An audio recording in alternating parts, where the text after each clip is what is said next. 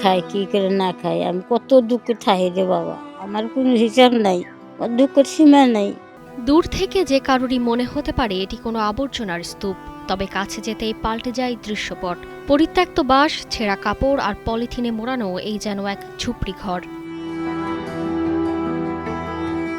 ঘরে ঢুকতেই চোখে পড়ে মাটিতে বিছানো এক চিলতে ঘুমের জায়গা, ছড়িয়ে ছিটিয়ে আছে পুরনো কিছু হাঁড়িপাতিল। পাশে থাকা মাটির চুলায় আগুন না থাকলেও শিকায় তোলা ছিল কিছু সেদ্ধ আলু।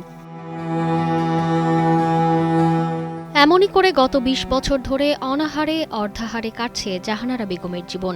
৩ বছর আগে হারিয়েছেন স্বামীকে। ২ ছেলে থাকলেও যেন নেই, কোনো খোঁজখবরই রাখে না অসহায় মায়ের। বয়সের ভারে শরীর ভেঙে পড়েছে কবেই।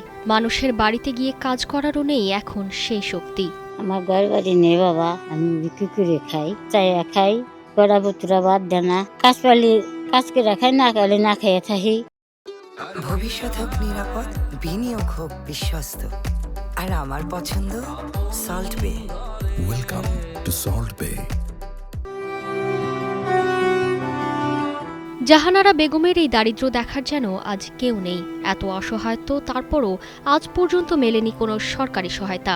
নেই বয়স্ক ভাতা, নেই কোনো ঘর, নেই পুনর্বাসনের কোনো উদ্যোগ। ২০ বছর আগে তার স্বামীটা মারা গেছে, গরিব মানুষ, তার ২টা ছেলে আছে, যার মতো যারা থাকে জায়গায় জায়গায় থাকে, এখানে থাকে না, এর দেখশোনা করে না, ভিক্ষা শিক্ষা করে খায়। পরের বাড়ি কাজ করে খায়, অতি গরিব লোক একটা। ওনার ঘরের এই অবস্থা আপনারা দেখতে পারতেছেন।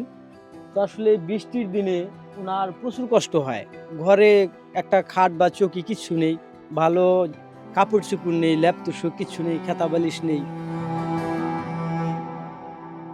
ঝুপড়ি ঘরে রোদ আসে বিনা নিমন্ত্রণে, বৃষ্টি নামলে ছাদ বলে কিছুই থাকে না। ফোঁটা ফোঁটা পানি পড়ে শরীরের ওপর, ভিজে যায় বিছানা, ভিজে যায় জীবনের শেষ আশ্রয়টুকুও। আমাদের তো এই মুহূর্তে কোনো সরকারি ঘর নেই। ভবিষ্যতে আসলে ওনার নামটা আমরা প্রায়োরিটিতে রাখবো। এর মধ্যে সরকারিভাবে যতটুকু সহযোগিতা করা যায়, কম্বল দেওয়া বা শুকনো খাবার, এগুলো আমরা পৌঁছানোর চেষ্টা করবো। এই অবশ্যই টিনও নাই, টিনটা আসলে ওটাও আমরা চেষ্টা করবো। উনি যদি করতে না পারে কারো হেল্প নিয়ে একটা আবেদন জমা দিলে আমি একটা সমস্যাকে বলে দিচ্ছি। হ্যাঁ,